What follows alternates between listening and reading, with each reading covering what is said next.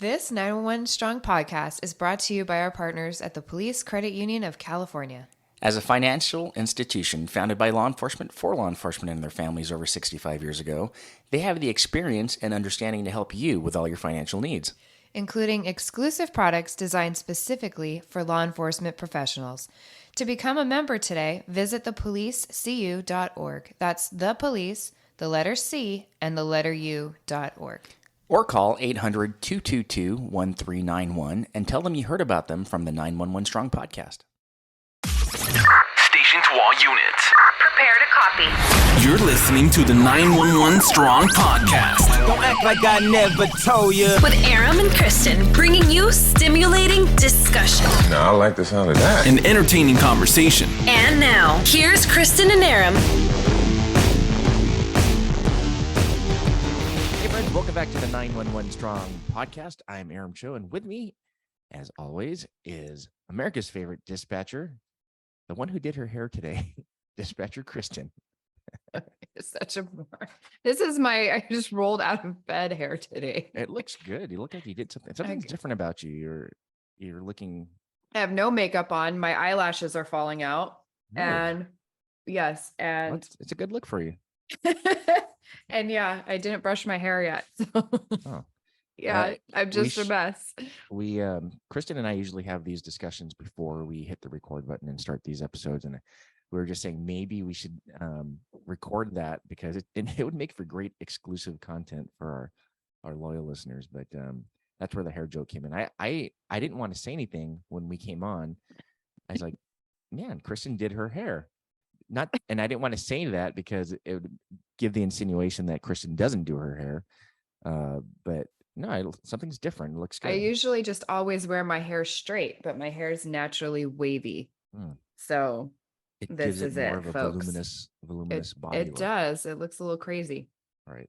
Are we drinking something pumpkin spice this morning? Yes, I'm a basic white girl. Yeah. Is it real? Yeah, it's a grande pumpkin cream cold brew. But to cut down on some of the sugar, I have it as sugar-free vanilla. Oh, very good. Yeah, because there's a ton of sugar. I don't like a lot of sweet drinks, so Yeah. I try to eliminate some of it. Well, So very yeah, I'm drinking that, and then I have my egg bites because Danny went to the store. I was wondering what that was. I saw it looked like it came in an oatmeal container, but it was. Yeah, I'm like, oh, you jacked up my order again because he's notorious for botching orders. Yeah. But it's actually egg bites in an oatmeal cup. What else is Danny notorious for doing? Yeah. So, oh, my lovely husband. So, we had given a gift to one of our friends' kids, and yesterday, he said, "Oh, she really liked it," and I'm like, oh, "Okay." Well, how did that conversation even happen? How would you know? Because we weren't around when she was opening them, and he's like, "Oh, well," because we were at work. And he's like, "Oh, well, I talked to this guy about the keys for the range." He's like, "And the range, that's where we store our bullets. And, we're just keeping like count of them. And, we just, bullets are hard to come by. So there's only so many keys and blah, blah, blah." And he goes on this tangent for like a good 5 or 6 minutes. And then he's like, "So yeah." And I'm like, So you never answered your question. I go, "You literally just sound like one of my callers. I asked you a direct question and you went off on this tangent about your mom's brother's son's uncle and didn't even answer anything what I had asked about." He's like, "Oh, I'm sorry. Well, this is what happened." And then he told me. I'm like, "Oh my gosh, Danny." He's very he has squirrel moments all the time.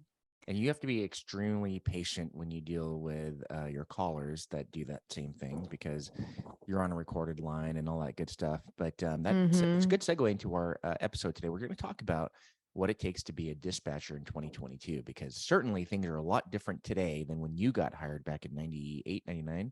Yeah, 99. 99. You had a little bit more of an ability to speak freely, I suppose, as to today. We're dealing with a much more sensitive crowd, and then we're dealing with things today that we didn't have to necessarily deal with back then. We have a lot more languages that you have to be adept to. You have a lot more ways in which they contact you. Now we're doing text to 911. Yeah. social media. So we're going to jump into that in this episode when we talk about what it takes to be a dispatcher in 2022, and what better expert to have than our own very own expert dispatcher, Kristen. But before we get into that, when you mentioned gifts, when you guys bought that gift for Bella, and for those of you that don't know, Bella is Sergeant Paredes' daughter. We lost Sergeant Paredes in the line of duty. He was one of our partners on June 14th. His 2-month anniversary is 3 months now. Oh, 3 months. It's 3 months next week, or this coming week. This coming week, and coincidentally, his daughter's birthday is around the corner as well. And so Kristen and Danny were nice enough to purchase Bella a gift. That's one of the things we want to do for the families of our fallen brothers and sisters, is to let them know they're not forgotten.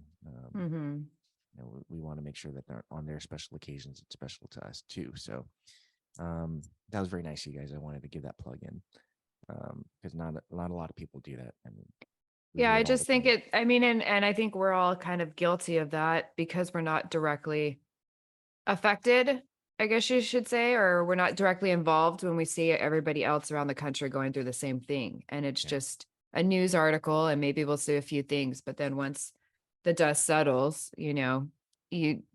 people get on with their lives because they feel that they have had some closure. But the ones, that are living it and having to constantly navigate their way through this new life, they are left just holding the pieces. And so we don't want them to feel like we've moved on and forgotten or anything like that. So I think that's important for anybody. And I mean, this could even go towards people who are injured on duty, who we don't see for months, sometimes years at a time. Like, you should always reach out to them as well. Like, they're not forgotten. So yeah. Anyhow. Speaking of never forget, today is September 10th. This is the date we record. We record ahead of time before the release. So you guys will be hearing this in about a week from now. But tomorrow is 9/11, and 9/11 kind of snuck up again. It did. Right. But never forget. We want to never forget that. Speaking of gifts, that was very nice of you, what you did for Bella. We received a gift from our friends at ProForce. If you've been listening to our last several episodes, we've been talking about how great ProForce is, and they've been listening too, apparently. So they shipped Kristen and I, if you're watching on video, these mugs. I'm holding it up right here. This is the official. I'll show the other side of it. Okay. Oh, there you go. They're two-sided. This is the official beer mug for Glocktoberfest 2022. What Glocktoberfest is Glock, the gun company, does a annual celebration in the best month ever. Yeah, October. Yeah, October. That's my birthday month. Yes.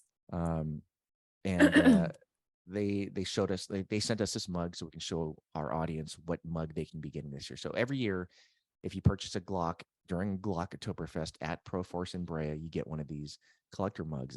And people go out of their way and they wait every year to buy their Glock so they can go to ProForce and get one of these collector mugs. It is a solid mug. I actually really like it. It's very Halloweenish too. Yeah, I guess, in my opinion, it has the orange on it. Yeah, with orange and black. The black Glocks on it. But it's pretty cool. But what's cool about it is a sturdy mug. This is the one I'm going to stick in my freezer. I got 2 of them. I'm going to stick them in my freezer so that I can put frosty beers in them and keep them cold. But what's cool about ProForce is they're a Glock blue ribbon dealer, which means their prices are already low on all Glocks. Most of their Glocks, the average price is about $400. So head on over to ProForce, get yourself a Glock. You have to be active military, law enforcement, or EMS personnel, fire as well.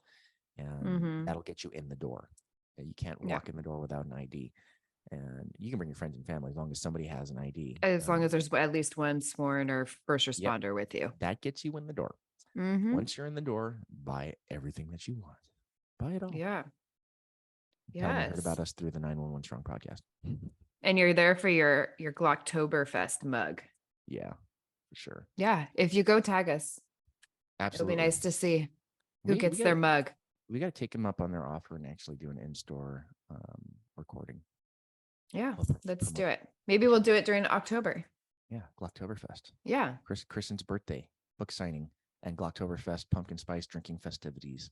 Yes, all things October. Yes. All right. Well, let's jump into this episode because it is something that I've noticed as the years have gone by. And if I'm noticing these from outside eyes, I can't imagine what you've noticed. I'm real interested to hear what Kristen has to say about how things have changed since '99 in today's world. I'd imagine one of the things that is just super crazy is that people are now texting to 911. Yeah, I mean that's changed a bit. I mean, thank God we don't do any like FaceTime stuff because I don't think dispatchers were made for FaceTime. Well, the Especially my RBF, face. Yeah, my the face would tell them RBF is everything strong. that they need to know. But you know But what? And doesn't that help though? I mean, like, yeah, especially with these international visitors that we have in our city. mhm, We get a lot of tourists in our mhm. city, and if you were to give them a confused look, that's an international sign of I don't understand what you're saying. Wouldn't that be helpful? It would be helpful, but at the same time, then you have to think too, like all jokes set aside, then we could be witnesses to crimes as well. And then Mhm. that opens us up to, I think, us being called to court a lot Yeah, more and testifying. And also the trauma that we would see too, because now, we're not just picturing it, we're actually seeing what's happening and going down. So I think that would be a whole different, um, I guess, liability or coverage or, but I that's would how we evolve, and in your yeah, I'm profession, sure right? it's gonna get there. I mean, I hope it's there once I retire because I Yeah, just don't want to deal with it. But but I'm like that sure it's resil coming. that stuff where you're talking about you're being exposed to trauma and stuff like that. Hmm. Nobody cared about that in '99. You didn't have peer No. counselors Oh or no. You didn't talk or about it. mandatory time, but like Yeah. stuff like this would actually help that evolve, get to that point, right?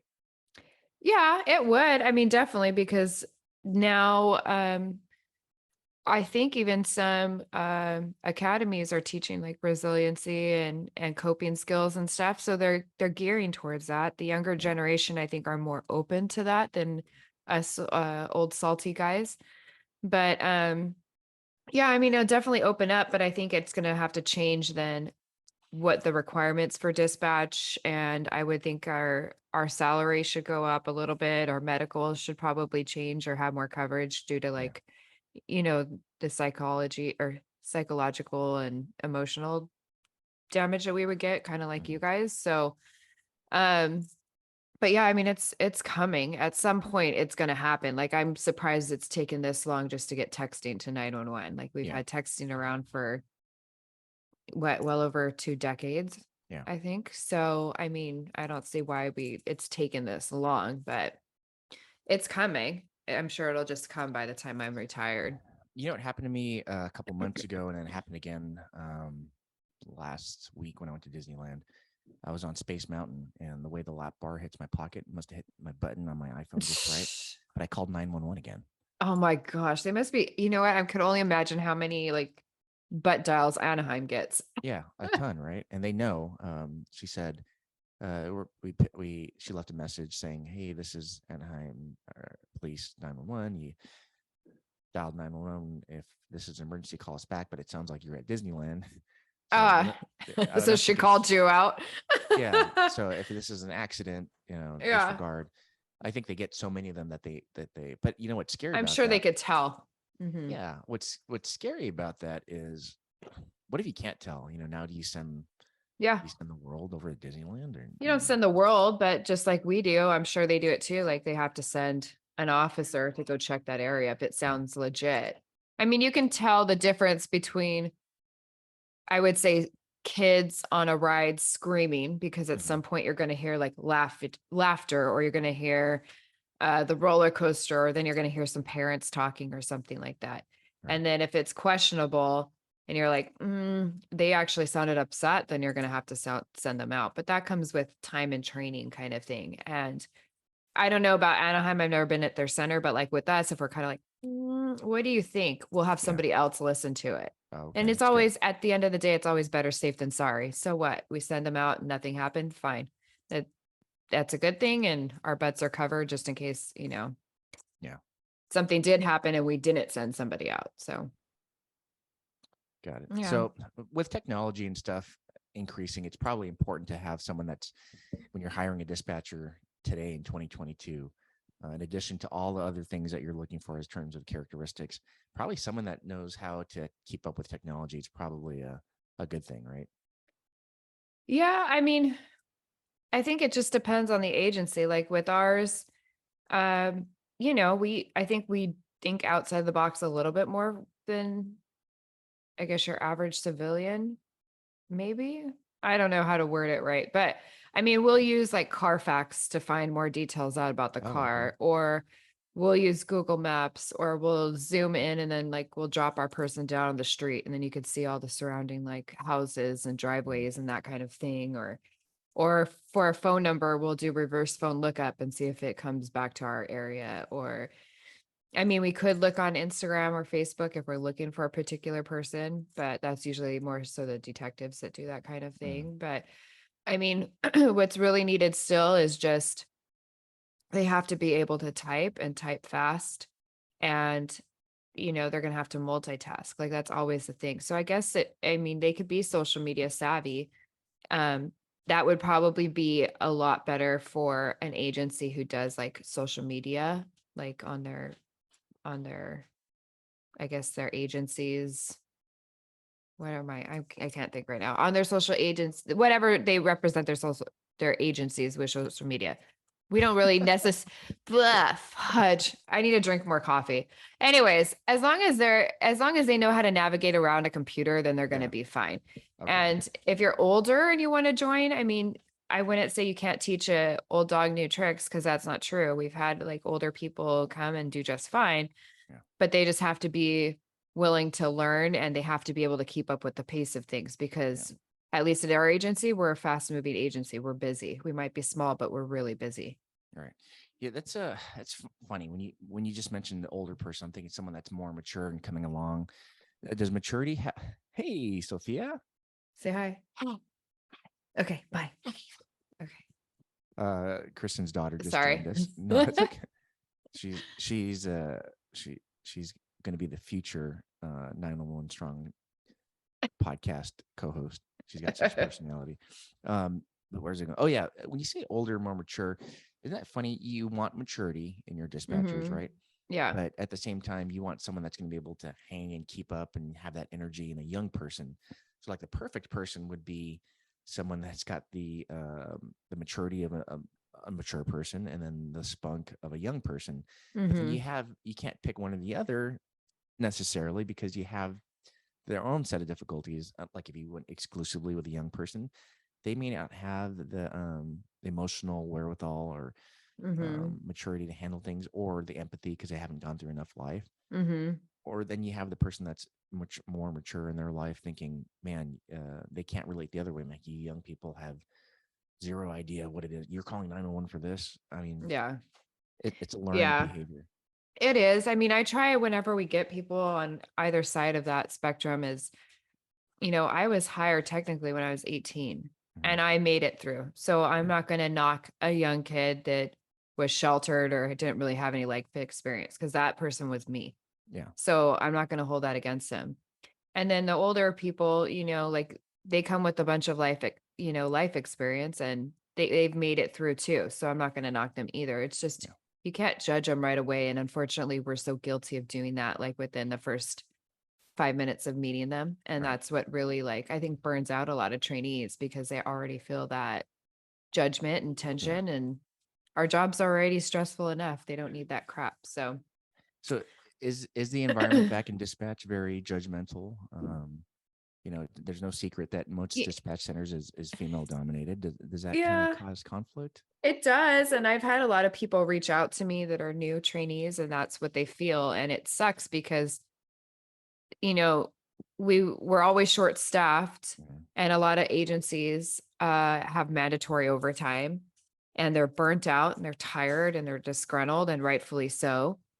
And then when they finally get the chance to put somebody possibly back there to alleviate that, and it's a new person, they already Mhm. start judging them and giving them a hard time. And it's Yeah. just, well, you can't have both. So you either help this person to succeed because you want to alleviate all this overtime, or shut up and just work the overtime then. Yeah. Like you can't complain about both of them. Like knock it off. Is It's this a dispatcher thing or is it a female thing? uh it's a it's both. I Mm. think it's both. It could be females, but it's kind of not fair to say because it's primarily a female job, Mhm. but it's not just females. Do you think the problem would exist if it wasn't if the roles were flipped and the majority of dispatchers were male?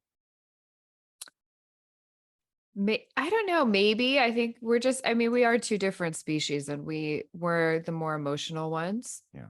And I think too, part of it, I think could come from a protective side because you're like our guys and we don't want anything bad to happen. So if we Right. see somebody who we don't think is going to meet our expectations, we're just like, all right, get out because we Yeah. don't want you to hurt them. I mean, we have had some people that are like very dantana and don't understand the importance of our job, don't understand that asking questions can mean life or death, don't understand that putting out certain information can mean life or death.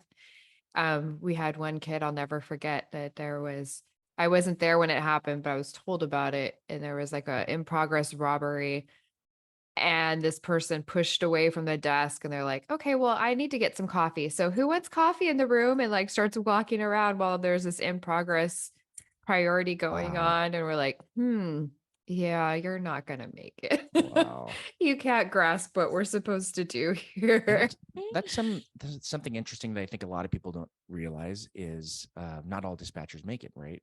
Especially Yeah, there's a high our turnover rate. yeah, Mhm. they don't make it once you get hired, that's not it. You have to go through a training and Mhm. probation program, and Yeah. not a lot of people make it. Yeah. Yeah. Very true. It So is. It's a tough job to keep.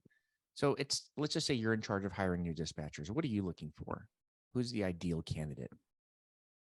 Um, Somebody who can multitask, who can work under pressure, who can keep a level head, who understands that we work crazy hours and it could be anywhere from 410s to what we're working now, which is 313s. You're going to be working, 20, not 24 hours a day, but it could be at any point during the day. You could be working a day shift, a swing shift, or graveyard. If there's not much movement, you could be working graveyard for 6+ years. They're not going to accommodate you for schooling or for childcare. So you need to be able to figure that out on your own. And you're going to be working holidays and, you're going to miss out on special events or occasions, or you're going to be working the weekends for like years to come. Um, there will be movement, but they have to have an understanding of all that. Um, just because if and when they do pass probation, um, there shouldn't be any entitlement that comes with it. They should still know that they're in the learning phase Right. and that they need to take the job seriously and that they could take constructive criticism as well. So I think those are some of them.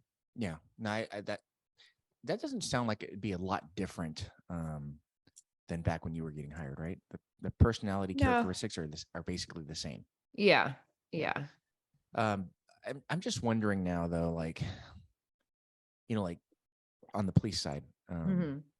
like I wanted to be a cop since I was a kid. This is what it's a passion, right? It's I like, don't I don't think anybody dreams as a kid of being a dispatcher. yeah, but I'm wondering, are there people out there that are like, no, this is because there are some movies and TV shows that glorify dispatching, the call center, how important it is.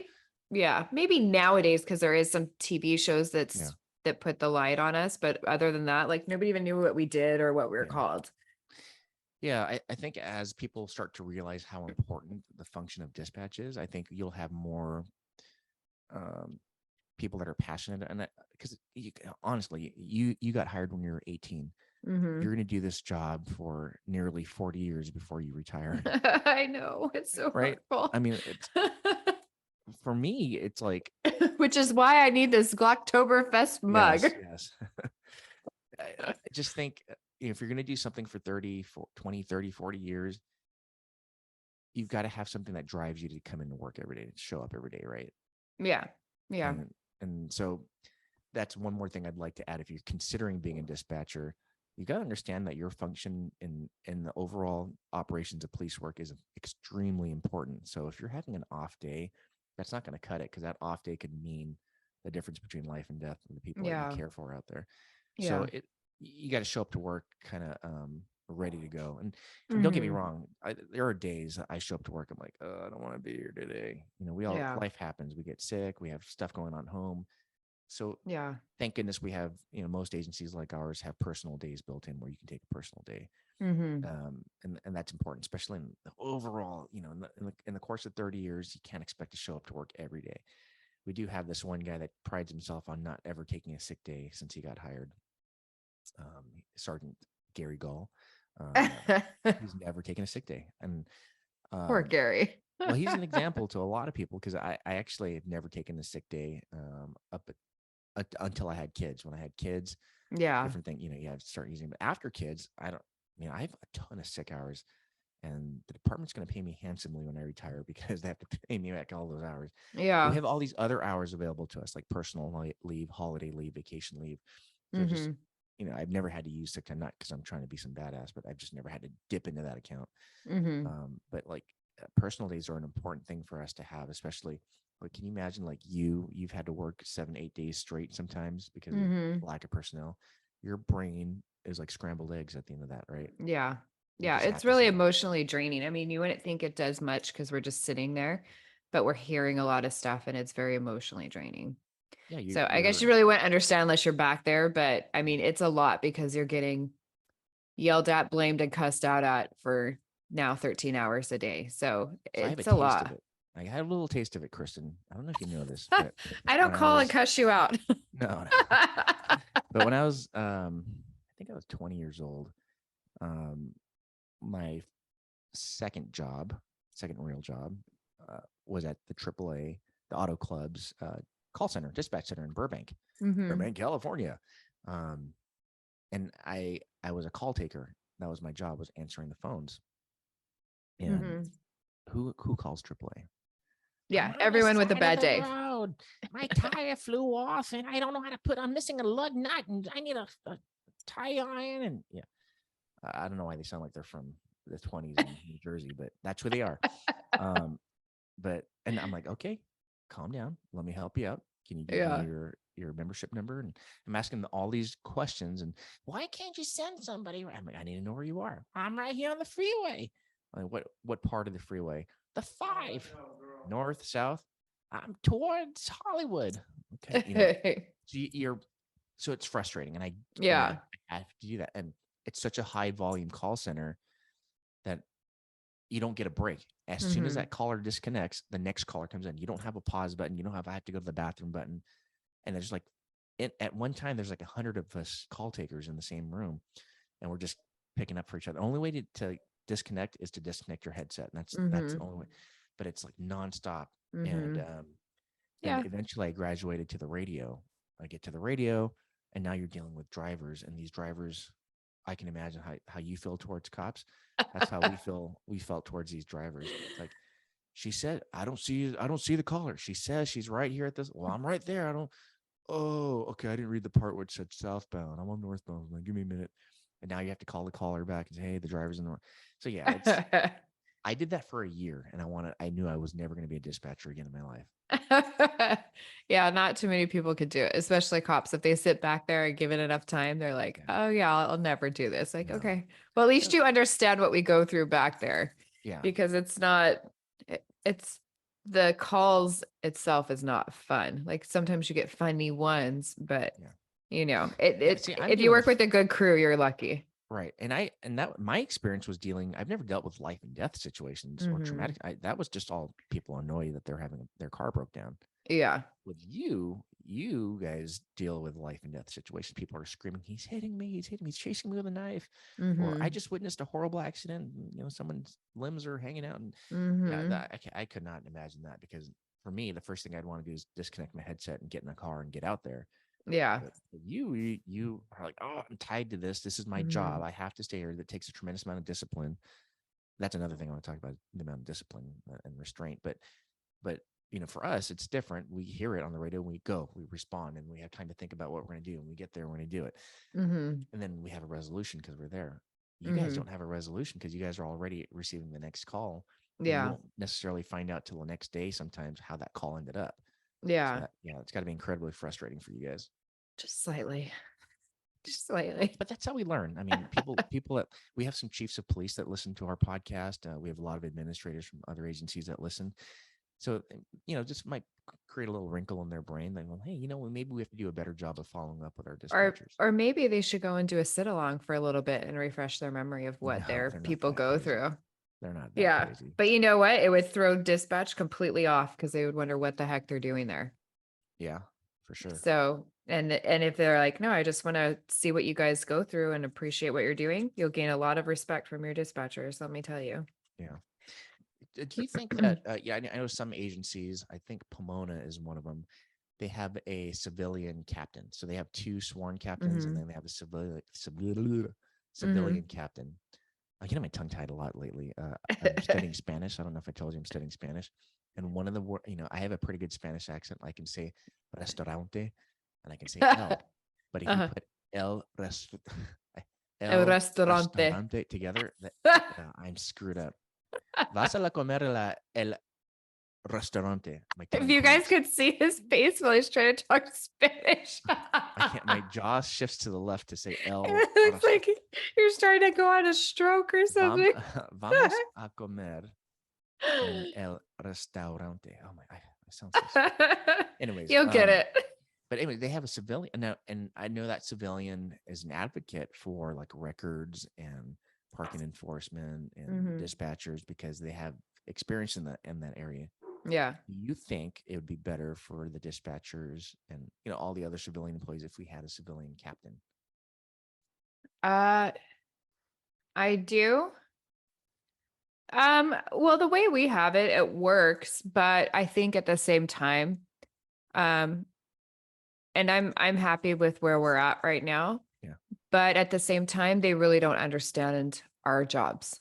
And I think that's a problem. And I don't think that, there's a lot of there's a lot of items on their plate and they kind of just go along with what they know and not really show interest and like, you tell me why you need these things and explain it to me. So that way they can kind of understand. It's more like, no, it doesn't make sense to me. So no. So if it's like, hey, I'll go something really simple. Hey, we need new chairs. And then the captains will be like, well, why? My chair works just fine. Yeah. Like, yeah, but we need new ones because we sit in them literally 24 hours a day and we sit in them 12 hours per shift. I'm sorry. So we sit them 12 hours per shift, but they're used 24 hours a day for the next oncoming shift, the wear right? and tear is crazy. So it's not the same. Our butts in the seat are not the same as your butt in your seat because you get up, you move around, you're not stationary for 12 hours. So we need a different end of chair. But if they don't take the time to ask why, because in their head, well, my chair just works fine. So we're not changing anything. Then that's kind of where it's like, see, if you took the time as a civilian or as a sworn to really understand somebody's job, then I mean, it would make a lot more sense for a civilian because they already know. Just like would you guys want a civilian like myself making decisions on your guys' tactics?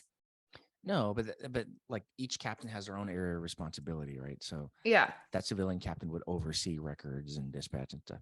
But I also think the benefit to that is it would give people like you who have been doing the job for 25, 20, 30, 50 years. 23 years. Yeah, 23 years.